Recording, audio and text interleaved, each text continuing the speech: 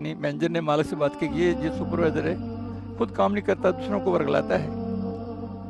ان کا اب اس کی نا تنخواہ آدھی کر دو, اگر صبر جائے پوری کر دینا, اگر نہ صبرے تو اس کو فیکٹری نکال کے تالا لگا دینا, باہر نکال دینا. انہوں نے تنخواہ آدھی کر دی, بجائے پوچھتا کہ جناب میری تنخواہ آدھی کیوں کی ہے, میں اس کی تلافی کر لوں, اور گڑ گڑ شروع کر دے جیسے فیکٹری کا مالک ہے. ہاں نہیں سمجھ لگی. اللہ جب ہمیں کوئی تکلیف پہنچے تو ہم روئیں نا, مجھے اللہ مولا میرے کے گناہ کی شامت تب بھی تکلیف پہنچی تو تب بڑا غفور نہیں میں. تو پھر ہم یعنی ادھر تو دھیان نہ کریں اپنی طرف, تو شکری اور بڑھا دیں تو پھر ہمارا حال کیا ہوگا جی.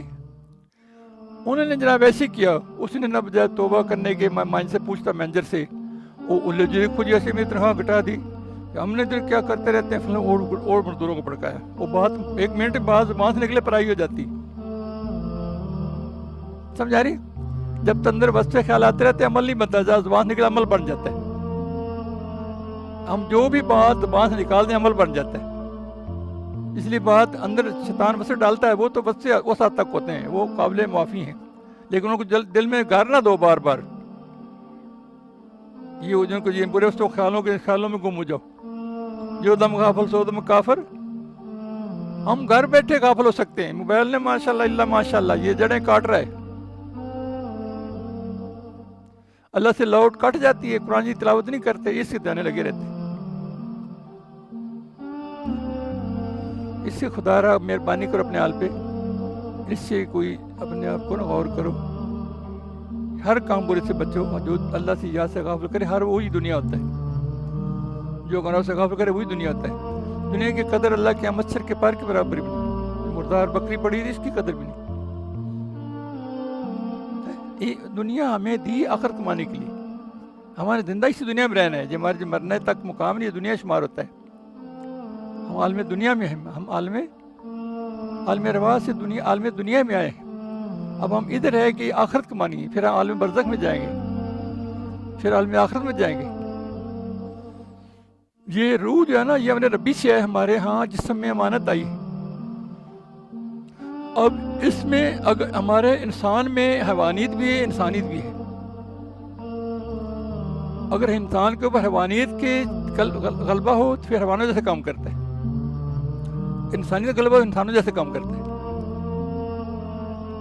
تو انسانیت سے روحانیت ملتی ہے, حیوانیت سے تو نہیں ملتی, حیوانوں والی صفات سے تو نہیں ملتی, انسانیت والی صفات سے روحانیت.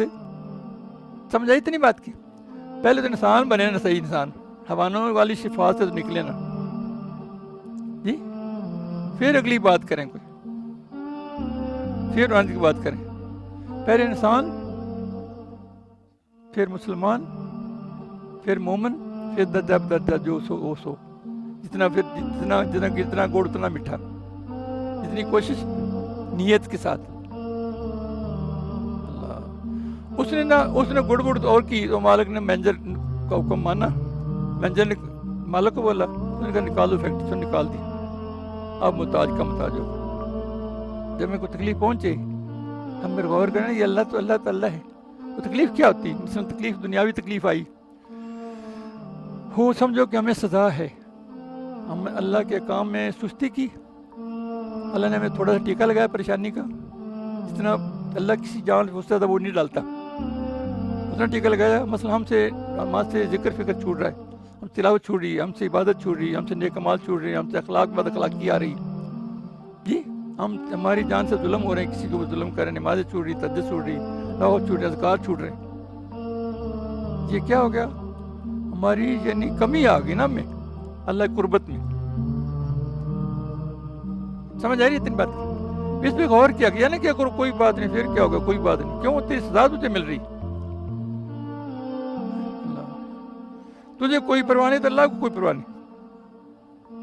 اللہ تو ہے ہی اللہ, اس کا نام وہ غنی ہے, اور جو وہ یعنی کیا کہتے ہیں بے نیاز ہے.